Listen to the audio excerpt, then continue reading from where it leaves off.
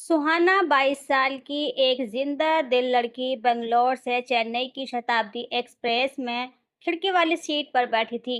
उसने हल्की नीली कुर्ती और जीन्स पहनी थी और कान में हेडफोन्स लगाए गुनगुना रही थी।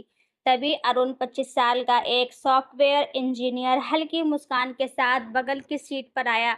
उसका बैग फिसला और वो हंसते हुए बोला, अरे ये ट्रेन तो मुझे डांट रही है। सुना सुहाना ने हेडफोन्स निकाले और हंसकर कहा, डांट ट्रेन की या तुम्हारी नौटंकी ट्रेन की रफ्तार के साथ उनकी बातें शुरू हुई। अरुण ने पूछा, चेन्नई क्यों जा रही हो? खास प्लान? सुहाना ने शरारत से कहा, बस चेन्नई की गलियों में खोने का मन है। और तुम? अरुण ने मजाक में जवाब दिया, मैं तो अपने कुत्ते रॉकी से मिलने जा रहा हूँ, वो मुझसे ज्यादा स्टाइलिश है। सुहाना ने हंसते हुए कहा, फिर तो रॉकी से मिलना पड़ेगा। स्टाइलिश चेक करना है। बातों में दोनों खूब हंसे। सुहाना ने बताया कि वे एक बेकरी में काम करती है और कपकेक सजाने में माहिर है। अरुण ने अपनी कोडिंग की उलझनों के किस्से सुनाए। सुहाना ने मजाक में कहा, तुम कोडिंग में उलझते हो, मैं क्रीम और चॉकलेट में। अरुण ने जवाब दिया, फिर तो तुम्हारे कपकेक का स्वाद लेना पड़ेगा। स्टेशन आने से पहले अरुण ने हिम्मत जुटाई, सुहाना तुमसे बात करके दिल खुश हो गया, क्या नंबर शेयर कर सकते हैं? फिर कभी कपकेक ट्राई करें न। मुस्कुराते हुए नंबर दे दिया और बोली, कपकेक बनाना आसान है पर तुम्हें इम्प्रेस करना मुश्किल। स्टेशन पर उतरते वक्त दोनों ने हंसते हुए अलविदा कहा और सुहाना ने रॉकी को हाय बोलने को कहा। अगले कुछ हफ्तों में व्हाट्सएप पर उनकी बातें बढ़ी। अरुण रोज कोई मजेदार मीम्स या रॉकी की फोटो भेजता और सुहाना बेकरी के मजेदार किस्से शेयर करती। धीरे धीरे उनकी बातें गहरी होने लगीं। एक रात अरुण ने लिखा, सुहाना जब तुमसे बात करता हूँ तो लगता है तारों भरा आसमान मेरे पास है। मिलेगी ना तो मैं तुम्हें बाहों में भरकर वो सारी बातें कहूंगा जो दिल में हैं। सुहाना ने शर्माते हुए जवाब दिया, अरुण तुम्हारी बातें मेरे दिल को छूती हैं। मिलूंगी तो शायद मैं भी तुम्हें वो गले लगाकर कहूंगी जो अब तक नहीं कहा। दूसरी रात अर्जुन ने और हिम्मत जुटाई, जब तुम मिलोगी सुहाना मैं तुम्हारी आंखों में देखकर कहूंगा कि तुम मेरी दुनिया हो। और हाँ, शायद तुम्हारी गालों पर एक चुपके से चूम लूं। सपना का चेहरा लाल हो गया और फिर उसने लिखा, अर्जुन तुम ऐसे बोलोगे तो मैं शर्मा जाऊंगी, पर सच कहूँ मैं भी तुम्हें गले लगाकर वक्त रोक देना चाहती हूँ। ऐसी ही रोमांटिक बातें अब उनकी रातों का हिस्सा बन गईं। अर्जुन ने एक बार लिखा, सपना जब मिलेंगे तो मैं तुम्हारा हाथ थाम कर लखनऊ की गलियों में चलूंगा और हर कदम पर तुम्हें बताऊंगा कि तुम मेरे लिए कितनी खास हो। सपना ने जवाब दिया, और मैं तुम्हारे कंधे पर सिर रखकर सुनूंगी। अर्जुन तुम मेरे लिए वो सपना हो जो सच होने वाला है। कुछ महीनों के बाद अर्जुन ने सपना को चेन्नई बुलाया। आ जाओ सुहाना, मैं तुम्हें रॉकी से मिलवाऊंगा और एक खास सरप्राइज भी है। सुहाना ने हंसते हुए कहा, रॉकी से मिलोगी तो सरप्राइज में तुम और कोई शरारत न कर देना। जब सुहाना चेन्नई पहुंची, अरुण ने स्टेशन लेने आया। रॉकी भी साथ जा सुहाना को देखकर उछलने लगा। सुहाना ने हंसते हुए रॉकी को गोद में लिया और बोली, अरुण तुम तो रॉकी के सामने फेल हो गए। अरुण ने मुस्कुराते हुए कहा, रॉकी का दिल जीत लिया, अब मेरा नंबर है।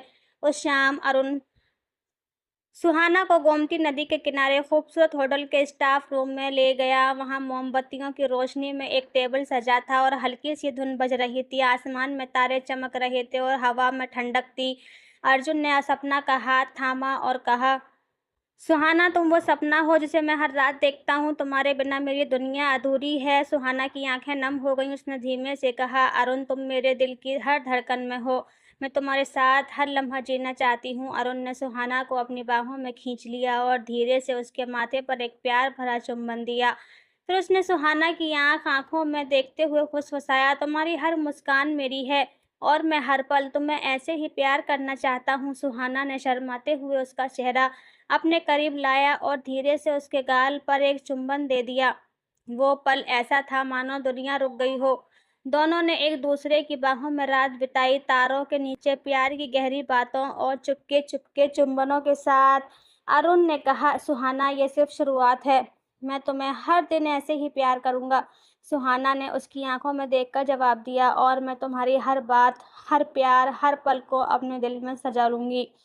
दोनों को पहली नज़र का प्यार हो चुका था। अरुण और सुहाना एक दूसरे के हो चुके थे। दोनों ने अपने अपने प्यार का इजहार कर दिया था। अब दुनिया की कोई भी ताकत उन्हें जुदा नहीं कर सकती थी। दोनों का प्यार इतना सच्चा था, इतना गहरा था। दोनों ने अपने माँ बाप से बात की और शादी करने का फैसला किया। कहानी यहीं ख़त्म नहीं होती। जैसे ही अरुण ने अपनी फैमिली के बारे में बताया, सुहाना को उसकी फैमिली के बारे में जानकर एक बहुत ही बड़ा झटका लगा, क्योंकि अरुण का जो भाई था मनोज, सुहाना और मनोज कॉलेज फ्रेंड थे और दोनों कहीं एक दूसरे को पसंद भी करते थे। दोनों कॉलेज में एक साथ पढ़ने के लिए जाया करते थे। फिर एक दिन ऐसा हुआ कि उनके घर वालों को पता चल गया। सुहाना और मनोज के घर वालों ने दोनों को अलग कर दिया, जिससे सुहाना कई साल तक डिप्रेशन में रही। मनोज ने पलटकर सुहाना का एक बार भी हालचाल न पूछा।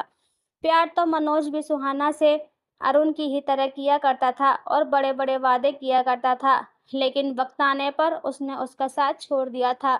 जब ये सच्चाई और अरुण को पता चली तो अरुण ने सुहाना से कहा, सुहाना, मैं और मनोज सगे भाई नहीं हैं, हम दोनों सौतेले हैं। मैं मानता हूँ कि मनोज ने तुम्हें बहुत दुख दिए हैं, लेकिन वे पहले से ही ऐसा है। मेरे साथ भी उसने कई बार मेरा दिल दुखाया है, लेकिन मैंने उसे हमेशा अपना बड़ा भाई समझकर छोड़ दिया। लेकिन आज के बाद मैं उससे कोई रिश्ता नहीं रखूंगा। मैं तुमसे प्यार करता हूँ और तुमसे ही शादी करूंगा, और तो मैं कभी धोखा नहीं दूंगा।